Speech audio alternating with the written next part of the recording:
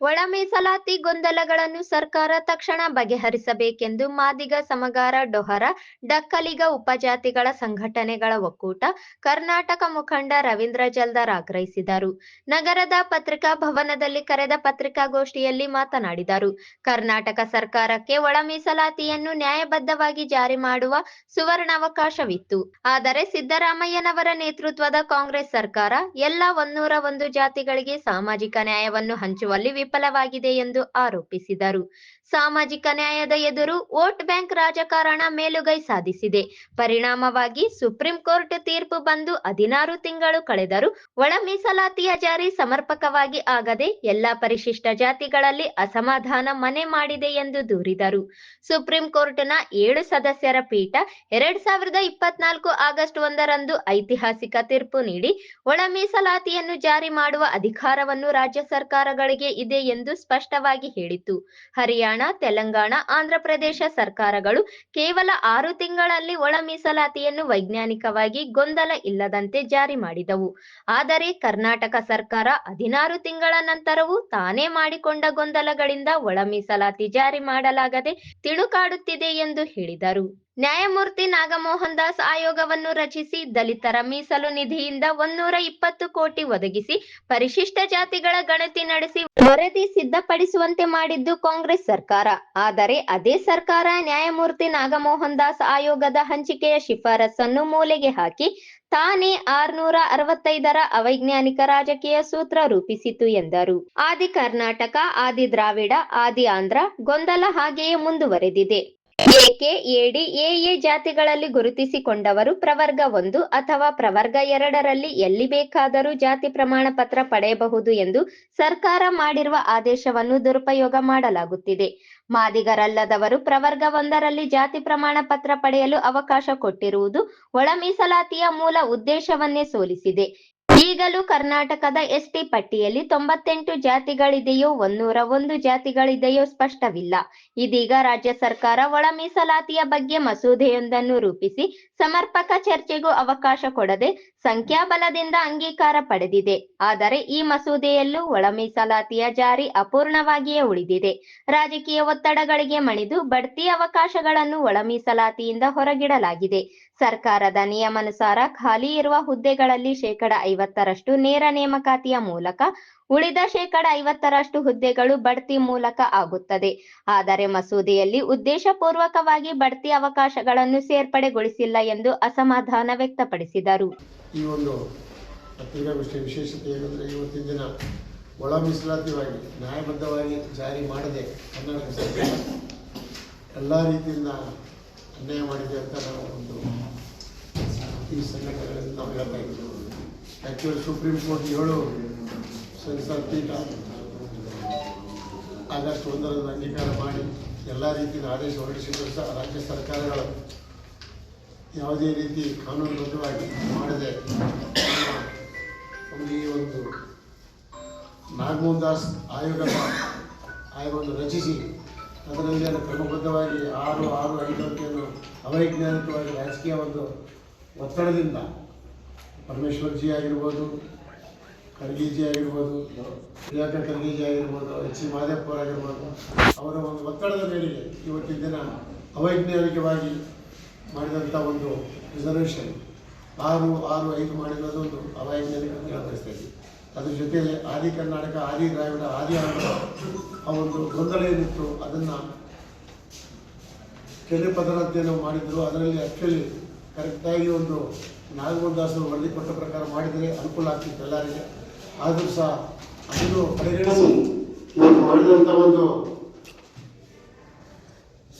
ಪಟ್ಟಿಯಲ್ಲಿ S C ಪಟ್ಟಿಯಲ್ಲಿ 98 ಜಾತಿಗಳಿದ್ದರೂ ಸಹ 101 ಜಾತಿಗಳಲ್ಲೂ ಸ್ಪಷ್ಟವಿಲ್ಲ.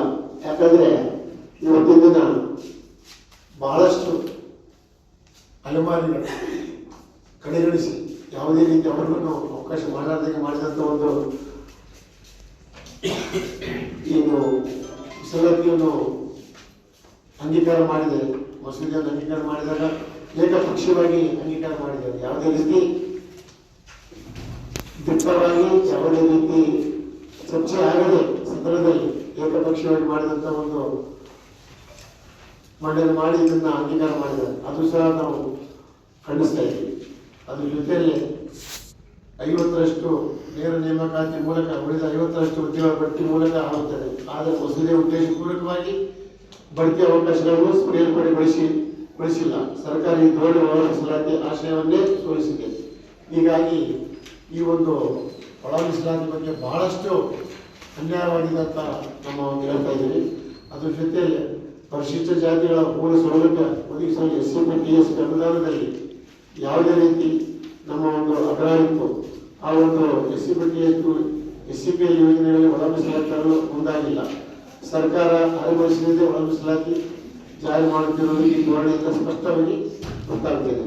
ಆದ ಕಾರಣ ಈ SCP TSP ಅನುದಾನ ಈಗಾಗಲೇ ಸರ್ಕಾರದ ವತಿಯಿಂದಲೇ ಏನು SCP TSP 25,000 ಕೋಟಿ ಉಳಿಸುವುದಾಗಿದೆ.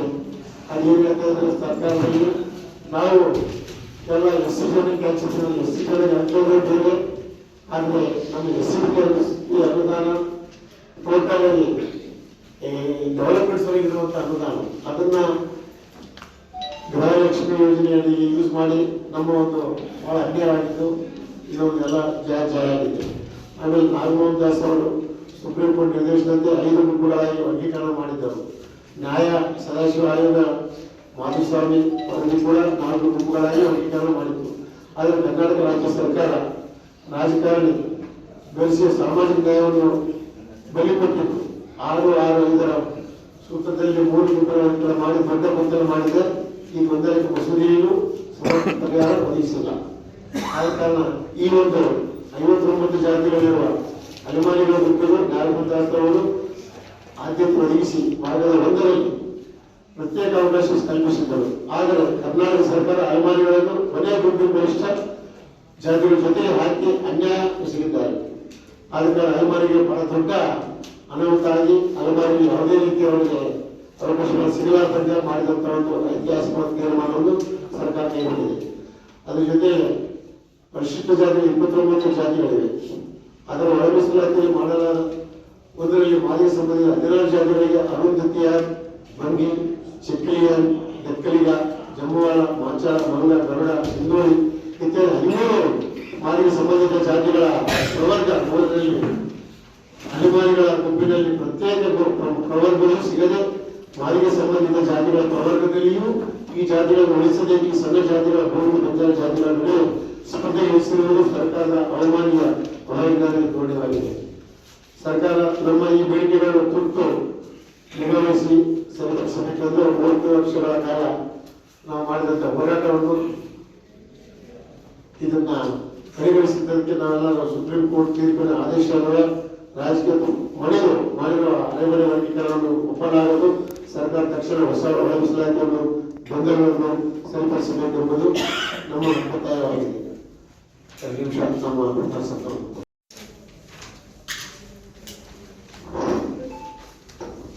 ಈಗಾಗಲೇ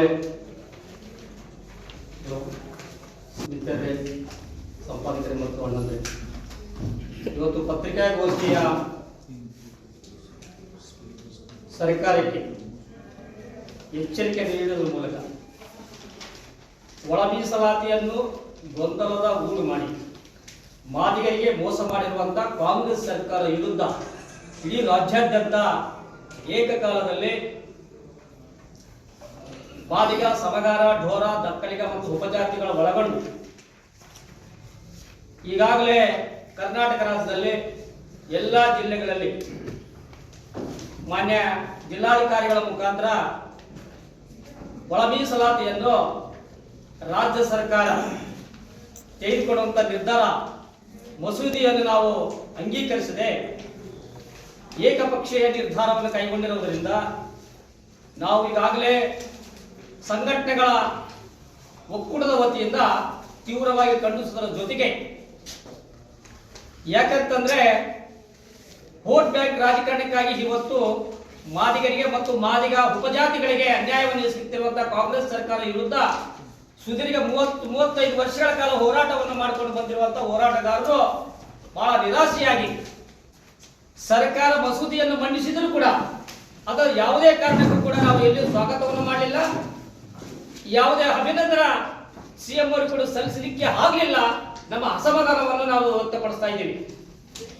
ಯಾಕಂತಂದ್ರೆ ಈಗಾಗಲೇ ಕರ್ನಾಟಕ ಸುಪ್ರೀಂ ಕೋರ್ಟ್ ತೀರ್ಪು ಬಂದ ನಂತರ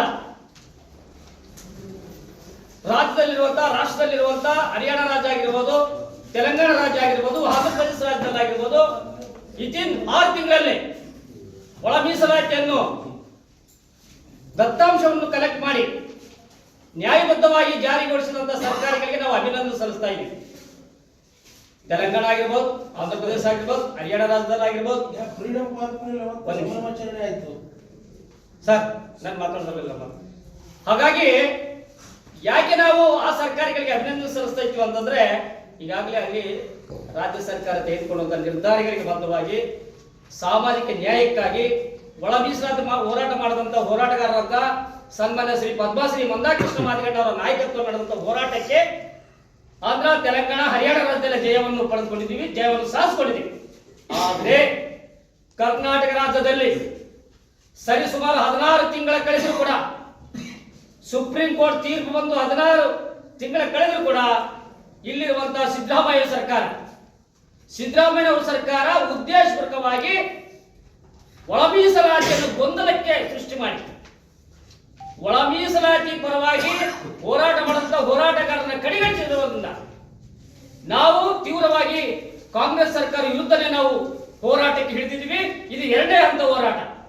ಈಗಾಗಲೇ ನಾವು 30 ವರ್ಷಗಳ ಹೋರಾಟವನ್ನು ಮಾಡಿ ಇಡೀ ಪ್ರಾಣವನ್ನು ಕಳೆದುಕೊಂಡಿರುವಂತಹ ನಮ್ಮ ಹೋರಾಟಗಾರರು ಬೆಳಗಾವಿಯಲ್ಲಿ ಬೆತ್ತದ ಏಟು ತಿಂದಿವಿ, ಬೆಳಗಾವಿಯಲ್ಲಿ ಕೈಕಾಲು ಮುರ್ಕೊಂಡಿವಿ.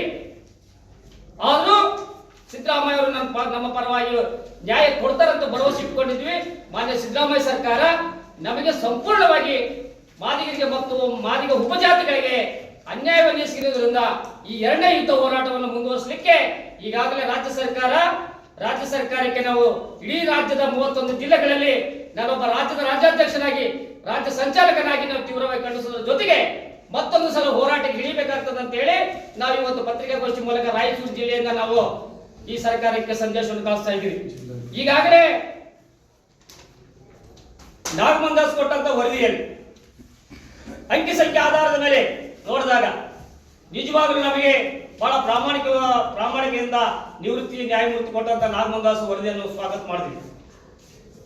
ಅವ್ರು ಕೊಟ್ಟಂತ ವರದಿ 5 ವಿಂಗಡಣೆಗಳು, ಅದ್ರ ಪ್ರಕಾರ ಮಾಡಿದ್ರೆ ನಮ್ಗೆ ಸಂತೋಷ ಇರ್ತಿತ್ತು. ಆ ವರದಿಯನ್ನು ಕೂಡ ಪಕ್ಕಕ್ಕಿಟ್ಟು, ಸದಾಶಿವಾಯುಧ ವರದಿ ಕೂಡ ಪಕ್ಕಕ್ಕಿಟ್ಟು, ಇವರು ಏಕಪಕ್ಷೀಯ ನಿರ್ಧಾರ ತಮ್ಮ ರಾಜಕೀಯ ಬೇಳೆ ಬೇಯಿಸಿಕೊಳ್ಳೋಕ್ಕೋಸ್ಕರ ಯಾರೋ ಒಬ್ಬ ಬಲಜ್ಞ ಶಾಸಕರ ವತಿಯಿಂದ ಮಣಿದು ಸರ್ಕಾರ, ಇವತ್ತು ಕಾಂಗ್ರೆಸ್ ಸರ್ಕಾರ ಸಿದ್ದರಾಮಯ್ಯನವರು ಉದ್ದೇಶಪೂರ್ವಕವಾಗಿ ಮಾದಿಗರನ್ನ ಮೋಸ ಮಾಡಿರುವಂತಹ ಸರ್ಕಾರ ಯಾವುದಾದ್ರೆ ಈ ರಾಜ್ಯದಲ್ಲಿ ಕರ್ನಾಟಕದಲ್ಲಿ ಸಿದ್ದರಾಮಯ್ಯ ಸರ್ಕಾರಕ್ಕೆ ನಾವು ಮುಂದಿನ ದಿನಗಳಲ್ಲಿ ಚುನಾವಣೆಗಳಲ್ಲಿ ಕೂಡ ತಕ್ಕ ಪಾಠ ಕಲಿಸಬೇಕಾಗ್ತದೆ. ಮಾದಿಗರು ಎಚ್ಚೆತ್ತುಕೊಂಡಿದ್ದೀವಿ ಈಗಾಗಲೇ. ಯಾಕಂದ್ರೆ 30 ವರ್ಷಗಳ ಹೋರಾಟದ ಹಿನ್ನೆಲೆ ನೋಡಿದಂತ ಸಂದರ್ಭದಲ್ಲಿ ಆದಿ ಕರ್ನಾಟಕ ಅಂತ ಹೇಳಿ ಗೊಂದಲವನ್ನು ಸೃಷ್ಟಿ ಮಾಡಿದ್ದಾರೆ. ಆದಿ ಕರ್ನಾಟಕ, ಆದಿ ಆಂಧ್ರ, ಆದಿ ದ್ರಾವಿಡ. ಈ ಸಂದರ್ಭದಲ್ಲಿ ನರಸಪ್ಪ ದಂಡೋರ ಸೇರಿದಂತೆ ಅನೇಕರಿದ್ದರು.